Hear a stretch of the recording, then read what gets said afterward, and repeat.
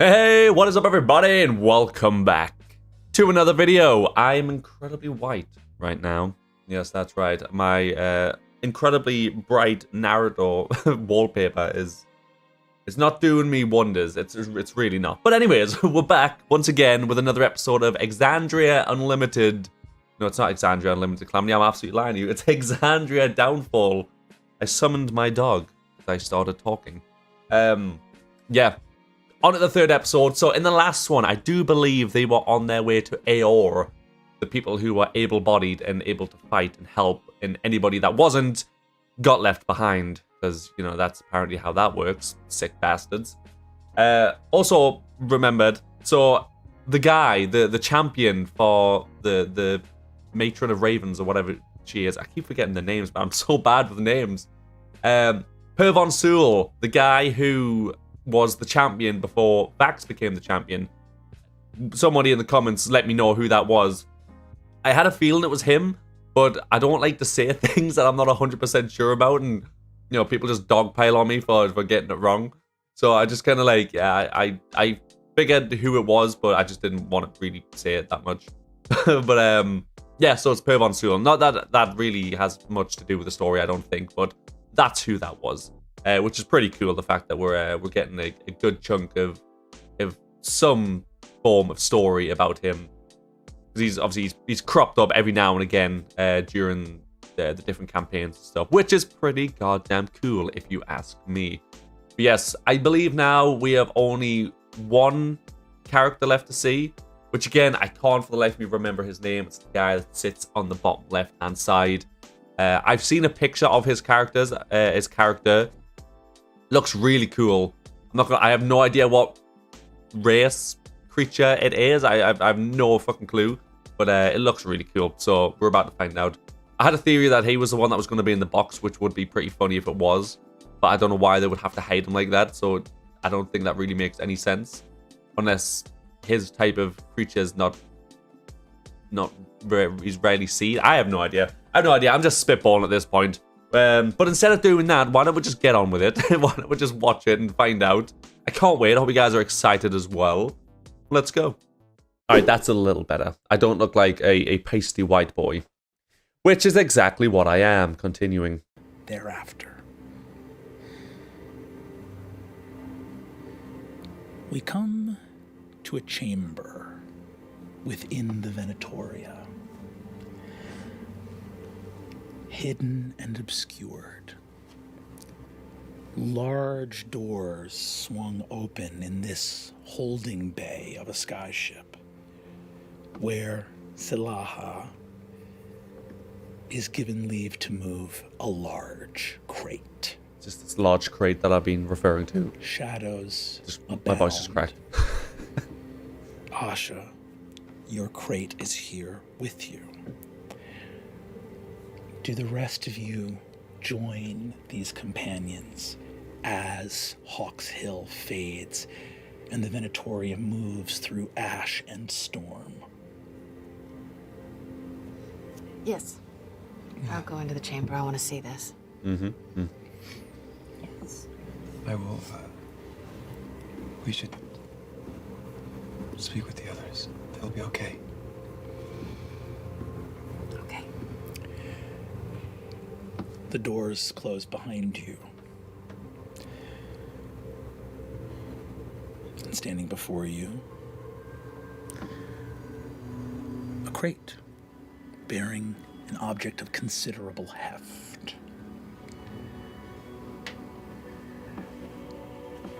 Removing the front effortlessly, Just tell me what it is. we see the last member It is. of your band that you expect. Oh, I'm a fucking genius. Sorry, that's so uncalled for, so obvious, but I just like to. You gotta big yourself up now and again. Now, Silaha, you are also aware that time is of the essence because this can only be done before you cross that threshold that you now approach. But why? Why? As What is the it? covering is removed, Why was he hiding? patient and eternal Nashir, would you please describe the final of our band that Please we now do. see in the moment before whatever is to come? The crate comes open, and inside is what appears to be a massive slab of stone encased in ice. Would explain And why it's then- rather heavy. There's a sound that emanates through the mind, like a gate shutting and a gong sounding and a scream as the contents pour out and pool at the feet of Asha. A light starts to build in the stone, and slowly a figure starts to emerge. Ice, a face that is devoid of mouth, holes where eyes should be, windswept. Rock starts to crack and break and form into plates of carapace over the shoulders and chest, and inside the chest there is a thrumming boom, boom, boom, as light peeks in as the rock shifts and moves, until finally there is a massive figure huddled at her feet, bent over, and you can feel loss and confusion He's a barbarian. Pretty cool. and heartbreak. And then it stops. And slowly, the emissary turns its face to Asha.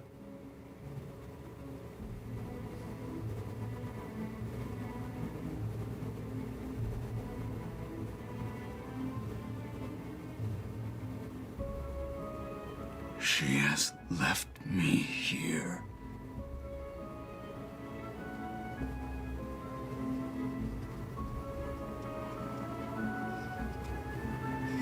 And he looks around.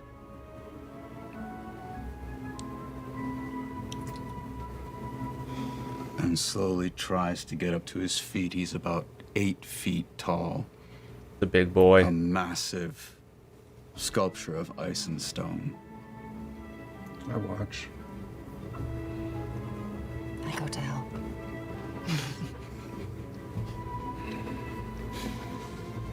He reaches out a massive hand that completely engulfs yours and slowly gets to his feet. Sorry, that description of going to grab his hand that completely engulfs it just reminds me of that one. I'm going to talk about the manga rather than the anime, because Jesus Christ, that anime fell off so hard. But the Seven Deadly Sins, going into the spoiler territory here if you haven't seen it, but real quick, basically one of the archangels, the main archangel, I think he's called Mael, but it's been a long time since I've seen it, so I forget. He originally had the power of sunshine, the one that Escanor has. And Escanor basically gives him that power back and becomes like a normal human. This big fight happens where this Endurer just spits out a bunch of spawn things that are ridiculously powerful, by the way, for just being random little spawn children things of it. Of course, our boy Barn shows up, gets a sacred weapon, and annihilates every single one of them, bar one. Absolutely insane. And he was like, oh, I'm a bit rusty. Fucking nuts. But anyways, that one appears in front of Gil Thunder and a few others, Hauser, I think, and proceeds to fight them, beat the shit out of them. Escanor shows up. Of course, he doesn't have sunshine, so he's just normal Escanor. No power. He's got a power level of 5 or something, 15 or some crazy shit like that. And he proceeds to fight it. almost dies. Literally, like, he's like lost an arm. He's got like a fucking chunk missing out of his side or some shit, and he's about to die. And as it goes to deliver the final blow, and he's given this big speech in his head about, you know, the fact that he's protected his friends and he's happy with his life, Mael shows up and just incinerates the thing, just completely destroys it in one hit. It's fucking gorgeous. And then he turns around and completely heals Escanor, so he's completely back to normal. And then Escanor says to him, "Can I have my power back? Almost, can I have your power back? Just for a short while, more like a loan, so I can help my friends. And then once, you know, the deed is done, once the fight is done, you can obviously I'll return the power back to you." And he says, "Well, I can give you the power back, but your body will not be able to handle it. So if I give you this power back, you will die." So he's like, "I know the risks. I know what I was getting myself into. I still want it." And then there is a page of Mael shaking Escanor's hand, basically transferring the power to him. And then the next page is the power has been returned to him. So that's Escanor holding Mael's hand, and his hand's obviously like quadrupled in size. Consider Mael was towering above him, and then all of a sudden Escanor's hand is just crushing his hand. Not on purpose, he's not actually hurting him, but you know, he's just completely devoured his hand. He just reminded me of that. I know that was a very long-winded way to go about that, but yeah, I'll just basically give you an entire chapter's worth of info. Before she left. That's just what it reminded me of. Anything at all. My lady is always with you. And he opens these massive clawed hands, and in each of his hands has sprouted a small seed.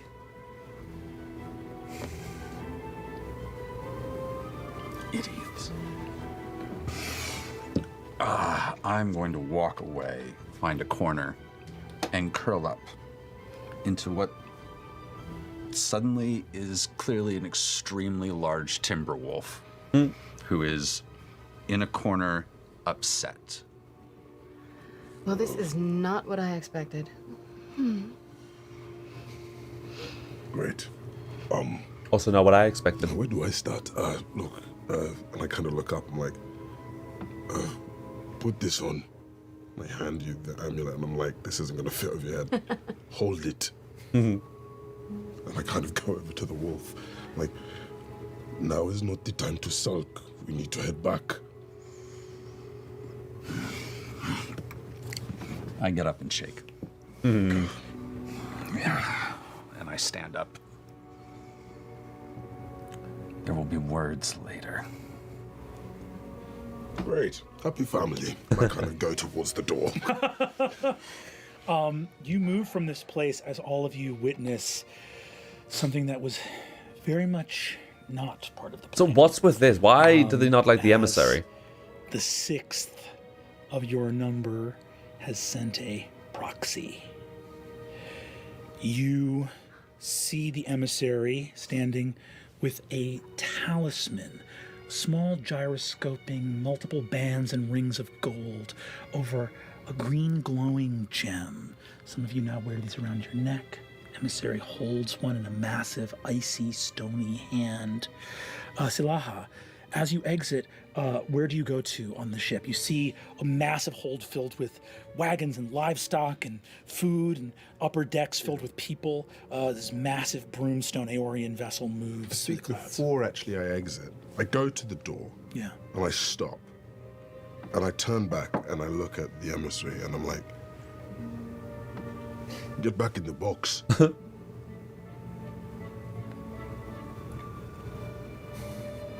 He lumbers forward, looks around, and slowly huddles into as small a shape as he can as he fits the little bracelet thing like a ring on one of his clawed fingers. And I kind of looked at the devil and was like, he's supposed to be apples. And I kind of take the lid, kind of close it back. He's got a point. Honestly, he's got a point. You take a massive, terrifying construct, pop the crate top back on, and see written there on the side, apples. Crate closes. Moving through space, you hear an announcement coming over, projected magically through vocal illusion. Attention passengers. The Venatoria now approaches the Latimus Princeps. Ah, yes, of course, the Latin Please steady Princeps. yourself. All of you feel as the ship moves. It's not a lurching. It's not as though you've met resistance. Instead, you meet a plane that intersects the ship as it approaches a distant point. And that plane seems to collapse space and time, such that as you move over this threshold, you are made thinner and gaunter, and you all feel a profound nausea. That one scene from Harry Potter. The Latimus Princeps was created by Aeor to shield it from those that would attempt to stop their great works.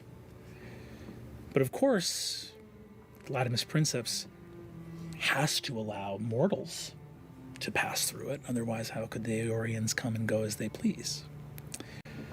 As you all pass over it, these emblems, these amulets that you've been given by Salaha glow brightly as you feel something potent and unnatural attempt to repel you.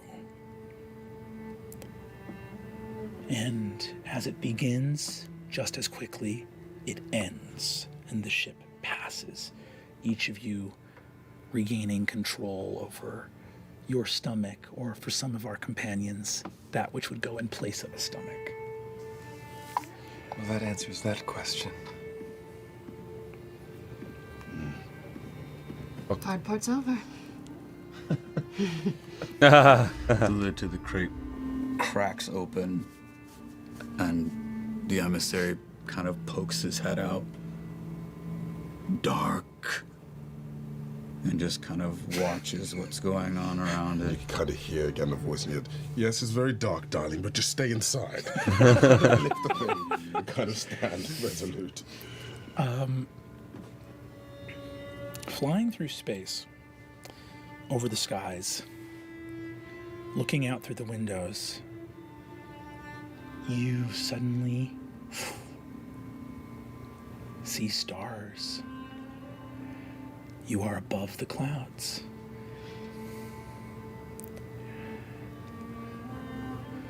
They're beautiful, twinkling there in the night sky.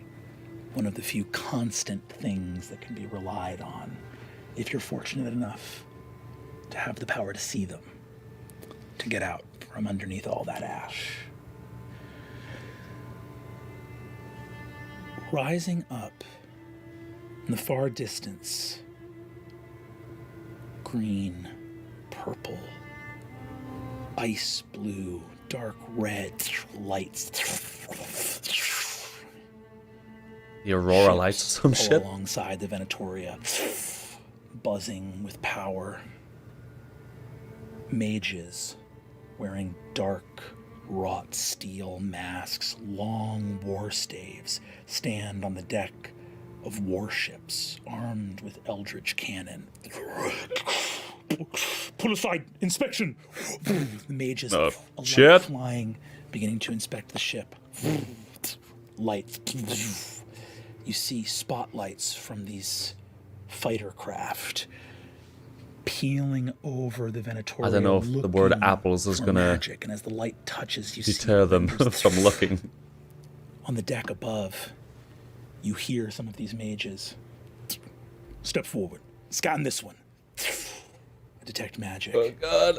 Sir, there's clearly a mistake. No! Illusion! Ah! You just. And a body disappears over the side of the ship. Oh my god. Looks like a bad liar got on board. You hear boots through the hallways. What do you do in this moment? Do I? Is These drones, they're electric, right? They're electronic. The ships said you are powered by Broomstone, but have a number of powerful arcane engines on them. You would give me an Arcana check if you'd be so kind. 26. You look the levitational power is enchanted Broomstone.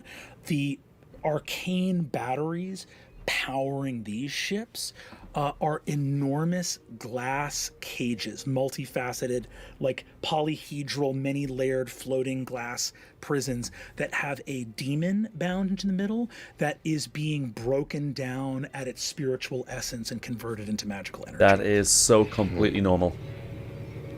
Okay. Wow. Wow, I indeed. remember from my time, do these sort of scanners see invisibility? They can, very much so. Would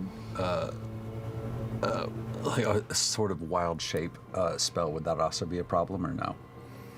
Would I know that? I think that would take an Arcana check to know that for sure. All right, I'll take an Arcana check for that. I might just have to. What is? Look, it's 15. A 15, I think that you feel like you'd be winging it. In terms of knowing, the question is, does Asha feel confident that she knows what Aeorians are capable of? No. So you have a hunch that maybe it would elide their detection simply by virtue of not being an arcane power. But it's not something that you have a deep conviction about. I turn to you. I'm going to need an owner briefly. You hear in your head.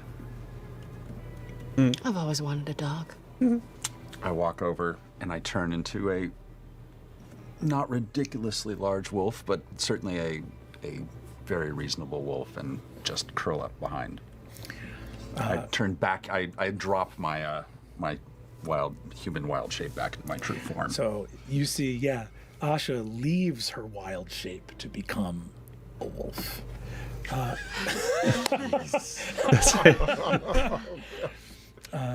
Queen.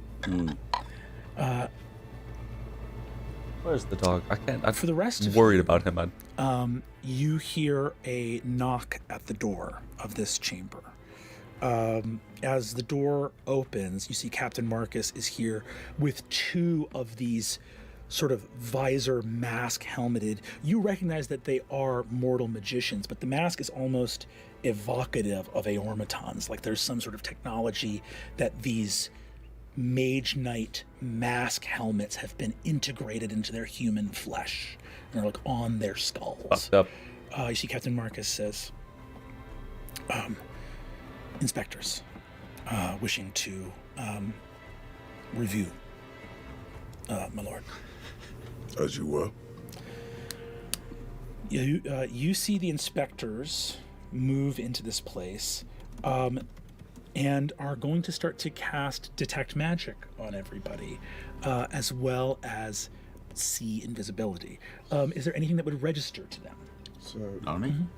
I was going to try and, I don't know, I mean, Counterspell only works on one creature, doesn't it? It does, but you can still give it a shot. Yeah. Would Or okay. Dispel Magic.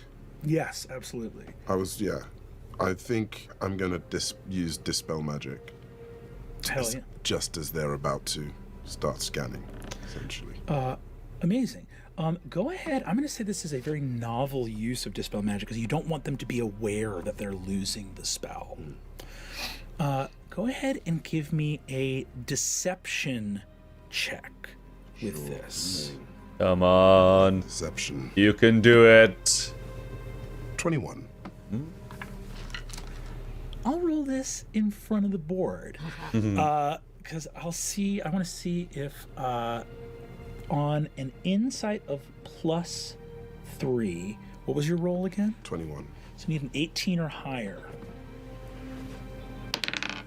On a 4, Hey. our friend doesn't get it done. You see that one of them comes in with a Detect Magic, and it passes over some of you. You know, you guys have magical gear, but that's not really what they're looking for. As it gets towards the crate, the spell suddenly stops. It goes, what's that? Why is that? Looks down and says, my lord, you inspected this crate. I kind of go up to it and I'm like, and I point, apples. You see, he decides to look in, says, apples. He goes over to attempt to like lift the crate, cannot do so at all, and then looks over at the other inspector, and you see that the other one reaches towards a magical device, clicking something on a bracer, and casts Zone of Truth. And I would love for, you see, as he looks at the opposite, you see he says, whose is this crate here? I look to Amira, and I go, it's this one's. I'm gonna need everyone with in this scene to give me a charisma saving throw. I'm assuming we're all standing near one another? Yeah, absolutely. Everyone will have +5. Whoa, what? To that. Paladin aura. And let me just double. Why won't this go? Well, everyone will have +5. To our saving throws of charisma. To if you were within 10 feet of me, or I think you. Yes. Anything. Yes. Both of Any us, saving yes. throw. That's insane. Wow. That's pretty nuts, to be fair. Nat 20, sick. Is this a spell that it's not a spell that's targeting us? No. Zone of Truth is just all around. How is it encasing all of us? at this point? Magical zone that guards against deception, 15-foot radius sphere. So this is like a 30-foot diameter. But it is okay, so I will have advantage on this.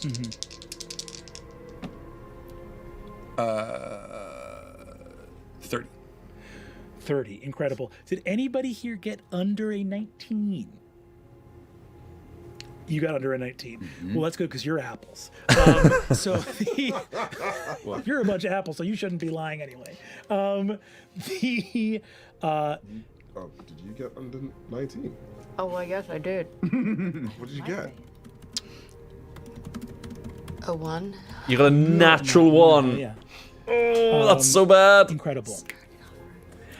Starting off right, yeah. So you see that cast the Zone of Truth, all of you resist. However, the spell allows the person casting it to know who has failed or not. On that failure, you suddenly feel, Amira, moving through that thing, the Latimus Princeps, this arcane ward, this thing that like squeezed on you and made you feel nauseous. It's still here. You're still within it. The sickness entered, but you feel suddenly like someone who's been walking on solid ground their whole life and suddenly has stepped into the marsh. There's a feeling here that you are disconnected from something that's always been a moment away from you. And as all of you see this masked mage knight turn to Amira, you all suddenly become aware Oh, shit. that you really are who you are, and you don't have a choice to be anything else right now. You turn and see the Mage Knight look at you and say, and feeling now that you cannot lie, you cannot speak a deliberate lie while in this radius, turns to you and says, What we need, right? Quickly, just before we continue. You know that one scene in Shrek where they're trying to talk to Pinocchio, and obviously he can't lie because, you know, his nose will grow and everybody knows that he's a lie. So he starts sort of talking around all of the questions that they're asking. That is what we need right now, to just talk about it in a roundabout way to where you're not technically lying, but also not answering their question while sort of answering their question. This is what we need. "It's great. What's inside it?" Oh, shit. I look at him. Your equipment seems broken. Perhaps you should go have it fixed. And I'm gonna cast suggestion. You're gonna cast suggestion. Are you doing anything to disguise the casting of that spell? Because I believe that spell only has verbal components. But he will be able to see you casting that suggestion spell and may have the ability to resist or counter or do something else like that. I'll also allow you to potentially disguise that if you want with a deception or sleight of hand roll. Yeah, I'll try to deceive him. Okay, go for it. The number you're trying to beat is a 14. All right. Oh, and I get a +5 to saving throws? Or it's not a saving throw, it's a skill check. Oh, okay. Oh. 17. Oh, we did it! What are the exact? So you say you should get your equipment. You should get your equipment fixed. He turns to look and goes, "Everyone stay here. No one move." And you see the other Mage Knight looks at him as he turns to go get his equipment fixed. And you see he goes, "Corporal, wait." As they both walk out of the room together, he says, "We'll be back in a moment to inspect the crate." And they leave this place. Great. So how many's left in the room with him? Get back in. I'm like, okay. Was it just the two then that were there? Are you above them? So. Not the images. Is there anywhere to hide? I mean, Hide him? Would they be missed? It's a You hear giant that? 8-foot construct, my I'm dude. hungry. not here. I can eat them in one go. There'll be no mess. Don't you worry about Leave that. it to me. And I kind of go out to walk, and I'm gonna engage with the mages. Or essentially, what I might do actually is I'm gonna cast a minor illusion somewhere else in the ship to cause a bit of a distraction. Hell yeah. Yeah. What shape does the illusion take as you cast it? It will take the shape of one of the gnomes that they kicked off. You cast an illusion of one of the gnomes. As you do so, this gnome flits off into the darkness, and you hear one of the Mage Knights say, "Intruder! Stowaway on the ship!" And you can hear the running of boots as they rush off after this illusory gnome. And go ahead and give me a deception check with advantage, if you'd be so kind. Gladly. Gladly. 14, 25. On a 25, a wild goose chase erupts on Venturia. That's what I like to think of when I think of a goose chase. Powerful-looking Aeorian evoker. His robes, deep velvet and leather, tall bracers, high collar, going up to these masked Mage Knights, going, I'm gonna sneeze. "How can it be that a tiny little groundling gnome has vanished from all of our sight?" You see that one of them turns and says, "I think Brandon's equipment might be malfunctioning. There was an issue with a crate of apples." And you see the evoker just broad hand slaps him across this mask. No need for that. The side as this intense metallic tuning fork noise ripples out over the deck. "Find the gnome!" You see that a couple of them rush off towards these fighter craft, and you see that one of them actually peels off to go scouting the skies, as you see coming into the horizon, Aeor. Vast and mighty, wards of the city on the arms of massive stone slabs that circle a central point, light, magical, and arcane, so powerful as if to eclipse the brightness of day itself. Colossi, automatons, 20, 30, 40 feet tall. Shit. Walk ramparts ready for war. Seems like a bit against overkill. the endless and undying itself. Aeor last of the Age of Arcanum, last of the Sky Cities, the last and greatest hope for mortal Exandria. And that's where we'll take our break. God damn it, Brennan, you little bastard. Hello, critters. My God, name is Sam, and it's I'm getting Kay, intense right and now. We are the owners of Roll and Play Press. When we get back. We've recently released One Shot Wonders. Ashley? This What is do you Barry. think I'm doing? While you all were busy sucking eggs in La La Land. Of calamity. There we go. As the Venatoria docks Where we at? in the great sky city of Aeor. The Ars Ward, one of the many wards of the flying city of Aeor, which I know some of our players will be familiar with. A district of artistry, innovation, craftsmanship, extends on a massive rectangular slab of stone. The arms of Aeor like a massive watch hand moving around the central spire of the city. Looking throughout, you see lights, automaton.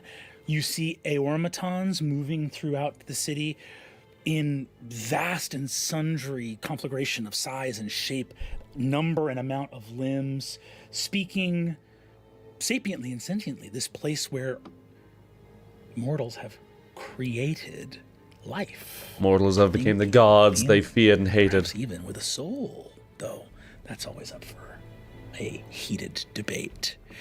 You behold the city here. There are many constructs and automata beyond the aeormatons. Massive warrior beings made of steel and arcane gems move throughout this space. And docking on the ship, you look out and see on this massive stone pier supported by glowing chunks of broomstone held in brass sconces. You see also the mages and wizards of the city of Aeor. You see many of them of high station, gilded and regal in epaulets and medals or robes denoting high station, walk with open demons in the streets of Aeor, bound to their God service. damn, they must be fucking You strong, see some dude. have horned, barbed creatures with silver chokers and little bells to mark their subservient station to the might of Aeor's summoners. You see some dressed in wrist cuffs or with small bits of fabric around their neck to denote that all can be bent to the power of Aeor and its mighty civilization. All. Thrumming All? from within the I don't core of think the so, city, sir. you feel the genesis, although that's a charged word to use here in Aeor, the genesis of the Latimus Princeps, and indeed accompanied by something that in your nostrils feels like the crackling of ozone before a lightning strike. There just feels like some charged magic in the air here. Throughout the raised buildings, you see many sky bridges and also venomous green light from rails of arcane trams that move through the city at speeds so fast that you wonder how the people aboard them can even be safe. Spotlights down. What you do see here in this moment also is that the streets are very busy, exclusively with military presence. You see there is a wagon in which some young Aeorian mortals have been cuffed and thrown into the back of an arcane wagon that is not pulled by any beast. Surely anything that moved on four legs would have been turned into food in this place that cannot grow food of its own. My eyes keep watering. I don't know why. This arcane wagon has what look like youthful delinquents. You see maybe a little hint of a broken window and some graffiti over in the side. And you see that these youths have been badly beaten and harmed. This city bristles with fear, power, status, and a desperation that comes with being so close to making it all worth it. Isn't it beautiful? Look at it. Yeah, absolutely. Incredible, yes? The buildings, the people. Kids have seen better days. But look at it. Amazing, wouldn't you agree? Eh? I like the parts. Yeah, I think it's incredible what they've been able to achieve. Can you see the stars? Or is it too light? The light pollution here has removed the ability to see the stars in this place. I want to see. As the crate is moved out, the ship is unloaded. Who's picking up all that the crate? Food stuff's taken out. You see that as the food is being unloaded, a lot of the farmers are being led off in another direction. Salaha, you see that there are some people investigating here, but this is past enough points of inspection that is a little bit lax. Now is the ingestion. The city wants to swallow up these resources and feels safe in doing so now that you've passed through the frigates and the initial inspection in Hawks Hill. Looking out, you see Captain Marcus comes up to you, looking at this crate in particular, and the rest of your companions, and says, Salaha, are you stewarding this package yourself? Is this of interest to the ministry? I suddenly turn, it's like, yes, that is my prerogative. Of course, understood. Primarch Selena, if you wished to pass on a good word, I hope that I have been able to steward you aboard the ship with hospitality. Some of the crew members are of a social class that can be boorish and unwelcoming to Sorry. My dog came to say hello. And I have instructed them to treat you with the utmost respect and hospitality, and I hope that if it please you, that if you feel I have committed myself honorably, that word of that might reach the Primarch's ears. Absolutely. Captain, did we make a deal? My lord, no. No, I just meant that, So you're asking me for a favor?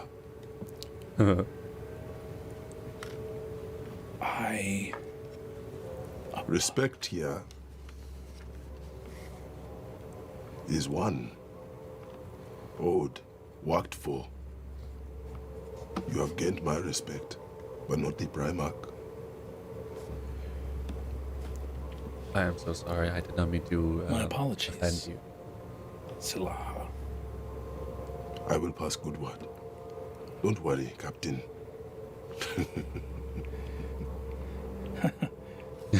Appreciate it. Do you require envoy or help with your belongings? No. You have done enough. Truly, I thank you. And as I said, I will pass good word for you. My appreciation. To the glory of Aeor. The might of Aeor.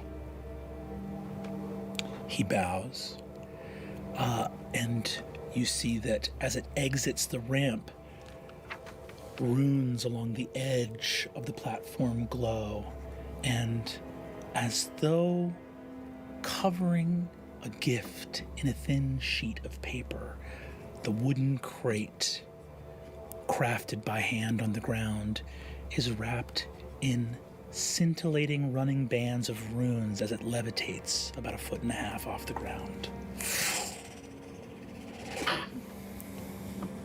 This place is beautiful, as only an Bless you. obscenity can be.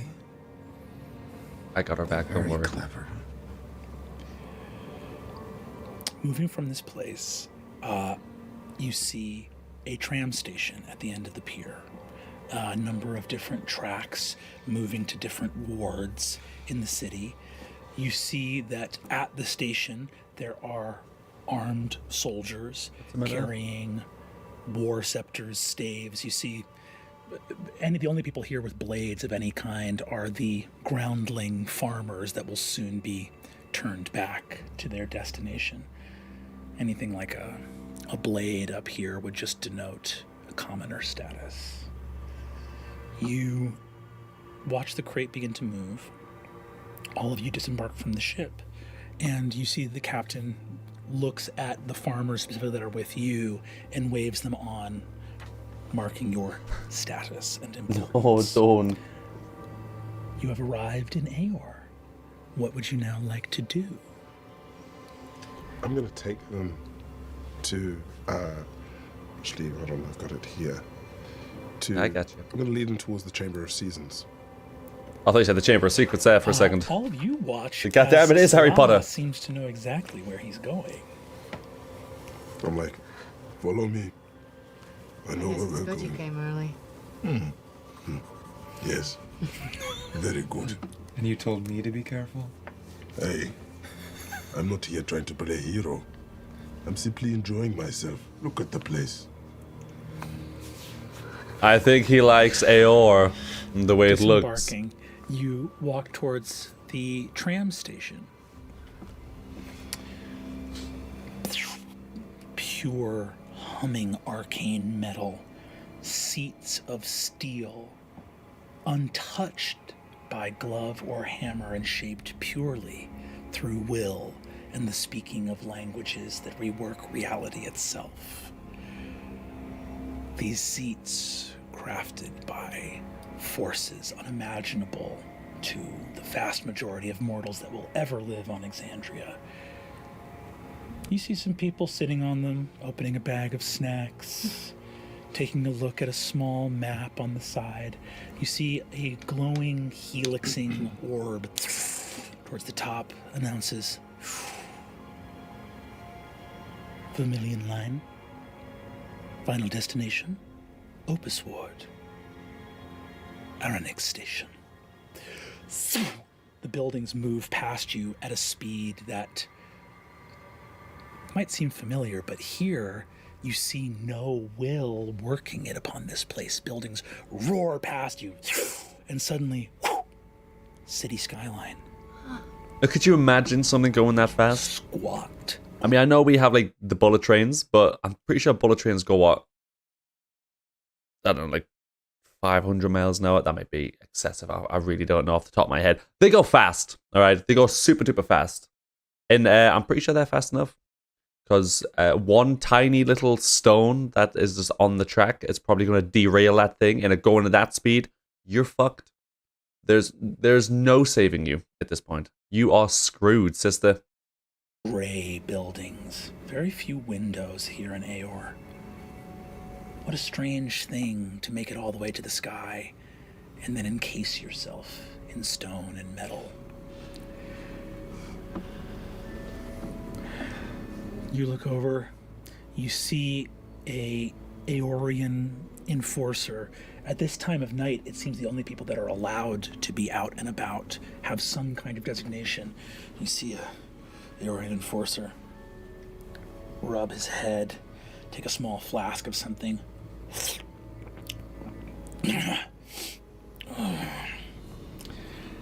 Small imp appears next to him. Zaya, I think we might have missed our stop. See, he snaps his fingers, the thing screams and disappears into a little glass emblem. He drunkenly stares ahead. The man has a spirit encased in a thing of glass and is a little bit more invested in having a drink on his way to some station other than the one in which he lives. Tram moves forward. How drunk is he? Oh, he's sauced. He's half out. He don't know which day it is. As he nods off, I'm going to cast Mage Hand and try to lift the necklace off of. The necklace comes off with the imp inside. See, he's also got a small emblem, a metal pin to his chest that denotes his station. What is it? Do I recognize it? He's part of the City Watch. Torian guard, just here protecting the train, supposed to be alert and on the job. Stop anyone from coming without proper passage. I mean, I'm just saying, granted, it would be absolute chaos, but would your job not just be much more fun if you were drunk all the time? Do you know what I mean? Like, if I went into work and, you know, I'm not saying absolutely hammered. I'm not saying I need to be mortal walking in there going, like, unable to speak or even stand up. Because, of course, then, you know, it's a good way to get yourself fired. But if you had just, you know, just a couple of shots, get yourself that tiny little bit buzzed, I'm telling you now, man, work would be so much more fun. Mind his own Chaos, business. but fun. We're not far. I turn invisible. You turn invisible. I walk over and look at his face.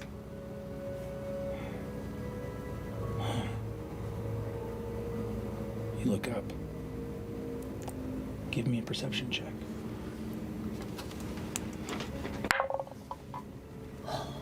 That's better. These dice are good. 24. He stares ahead, not knowing what is right in front of him, as it cannot be seen. This man will be dead before sunrise. What, alcohol poisoning or just... I breathe in.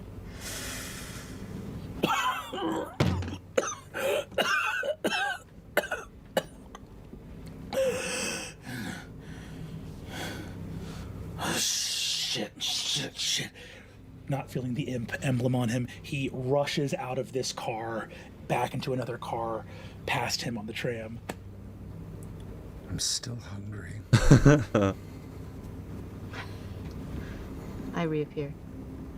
I want Nice. to eat something. That was Liz, fun. I need meat. You arrive at the Opus Ward. A ward deep down, far enough towards the base of Aeor that even on a bright sunny day, it will exist mostly in the shadows of other wards spinning above in the city. Humble stone dwellings, old ward. Was Aeor always in the sky? Was it built for this sole purpose? And when it began, how did it begin? In this ward are some stone hovels. Perhaps some of these buildings began their life on the ground. The laborers in this place are so unwelcome in the larger city that the presence of Aeorian military might in this place is thick, but also at a distance. Sky ships, spotlights, but there is no higher business to attend to here. Shadows are deep and welcoming. As you exit the tram, whose final stop in this place is but a single track, as though it would not be anyone's highest priority to come here. You exit this place, move through shadows. I don't like this music. It's creeping me the fuck out. A large stone building, derelict, its roof having caved in some time ago. At the back, a massive gate, cracked open very slightly. And as you enter this place, a voice calls out. Salaha, is that you? Oh my god, they know Salah. And then suddenly, my eyes turn green. Is that like night Yes, vision? it's me. I've brought friends. Done as you asked. How many friends have you brought? 5. And maybe 6.5. 6. One seems to be very different. You walk into this space and see an Aeorian Archmage. As you enter, you are in the antechamber, and all of a sudden, all of you feel it rippling throughout. You're in the antechamber of a temple. This place is somehow forgotten, deep in the bowels of Aeor. And you look on the walls of this antechamber, and you see that there are smashed sections of the wall where once stone images bore faces. Naruto, yes. Images. Quite familiar with that. Tales of miracles. They are defaced and ruined here, but the stones know the faith of those who once tread them. The Archmage turns to look at you. She is a beautiful woman, vibrant robes of red and white in geometric pattern, long braids, deep black skin, a golden headdress. She smiles and her eyes gleam white. She turns to all of you and says, I am the Archmage, Arcadia Serenveterix. That's a badass name. I trust you all received my vision. She goes, she gives Aiden a big hug, turns and says, well, it's very unbecoming for me to ever admit to this. I didn't know this would work.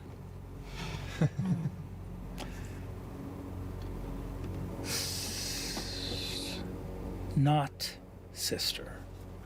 Not sister. It's quite touching and wasn't part of the plan. I want to see. I kind of help open the I think he just had this crate the entire time. The Emissary. This ginormous crate on the train. Oh my.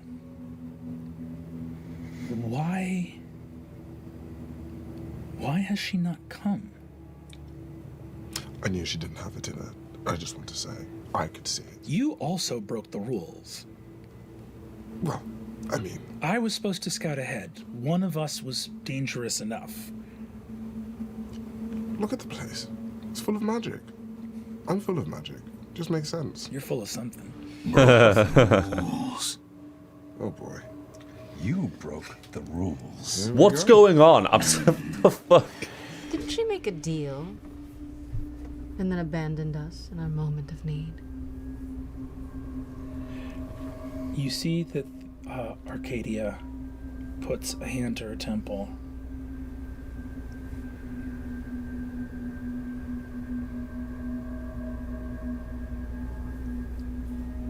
What did she tell you before she sent you here? Do you know what you're supposed to do? Yes. Share her love with Aeor.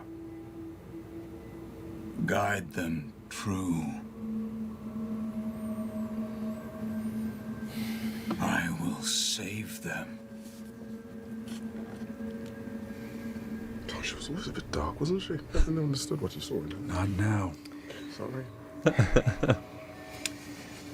You are here to follow her commandments, her edicts. Do you wish for help in doing this? My lady's task is prerogative. I will take any and all aid I can receive. She reaches into a bag at her side, filled with arcane foci and spell components, and pulls out a series of clasps that have Aeorian writing on them. They are specifically unenchanted, but as she binds them to you, the emissary looks for all the world like an elemental summoned here under the purview of some Aeorian mage.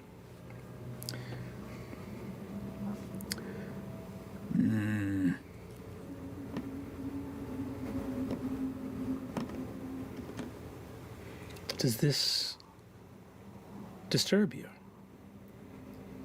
Why?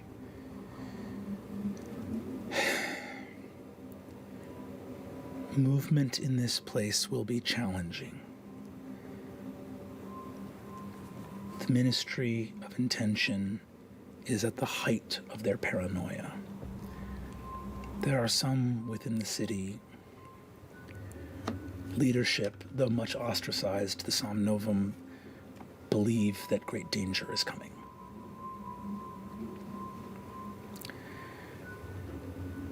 It will be helpful if you look as though you are a part of this. It is a deception if you can stomach that.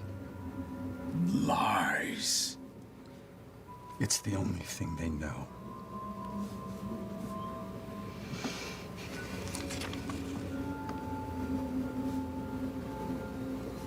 I'll turn to Trist.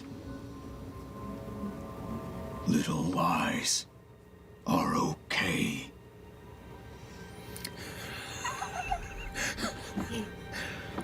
Yes, sometimes. Yes, ask the mother figure. I put out my hand. For now. For now. For now. How long have you been here? I have been here now some 30 years.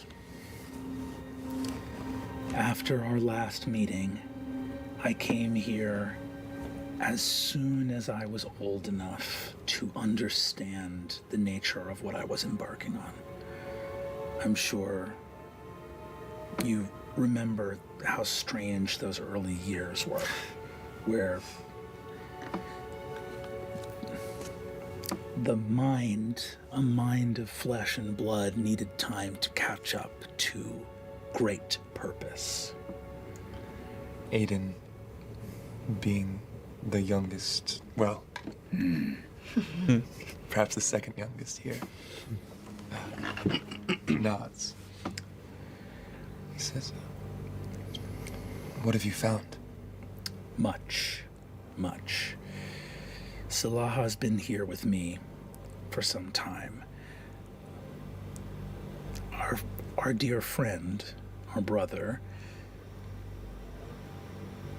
arrived here in a form shapeable, and as such was actually created within Aeor. Very clever way of bypassing many of the defenses herein. However... Not bragging or anything. For you. What's that supposed to mean? How else would you have been satisfied with your vanity? Unbelievable. I'm simply doing the Lord's favors. The Lord's. You see, Arcadia looks and says, we should speak, but we are not all gathered. How many more is there? They are here. Within. How many? Also my question. There are 4. 4. There were supposed to be more. Some of them betrayed and lied and are not here, but 4 are. Little lies. They are waiting within the Chamber of Seasons proper. This was a place of worship at the very foundation of Aeor earlier in the Age of Arcanum, back when distaste for the gods was a small cultural detail, before it was law and might and writ upon the face of Exandria. This area has been secured magically to the height of my ability, and the fact that it even exists at all proves that it has been forgotten by the powers of Aeor. Goddamn. All right. Well, we're gonna have to end it there because time is getting on. All right. So there are more of them that are kicking about, not just the main characters that we are following here, which is interesting. I wasn't expecting there to be more of them. I don't see why there wouldn't be. I very much doubt it was just them that were in the place before they came to Exandria. I always forget the name of it, but yeah. Interesting turn. So Salaha basically just collected them to bring them to... Shit, I forgot her name already. God damn it. The Archmage, which is cool. And like Salaha was formed to do the Lord's work, as he liked to put it, because he took shape that was malleable, was changeable, and easy to get in and out of Aeor without, suspicion, which I find quite funny. But yeah, it's getting interesting. So now that there's more of them, I don't know whether they're going to go forward with this. I don't know what their whole purpose was, but yeah, the constructs, well, the Emissary, is it the Emissary, whatever it was? So that's not... Is that the actual character? Is he always going to be playing that character? Or is that just created in lieu of the actual character that he's going to be playing that has made it to go in her place? I couldn't quite tell with that one. But, I mean, either which way, I like both of them. I like the way he plays the character as well. It's pretty funny. Just kind of reminds me of Groot, but can actually kind of speak. Yeah. Interesting. But we finally got to Aeor after a long description of how magical and overwhelmingly powerful this place is, with them just casually having demons on their payroll. Yeah, I don't know if that guy as well that was on the train, the drunk one, I don't know if he's going to come back at some point as well and be a pivotal character. I'm not really sure, but it seemed like a thing, like... Seemed interesting, just the fact that they had a whole moment with him, taking his necklace and him like waking up and running off to go and trying to find it and things. So I don't know if he's going to be back at some point, but we'll find it out later on, I'm sure. Yeah, awesome. Yeah, I hope you guys enjoyed that video. If you did, please do leave a like, comment, and subscribe. It does help massively. I do massively appreciate it, and I will see you all in the next video. Goodbye.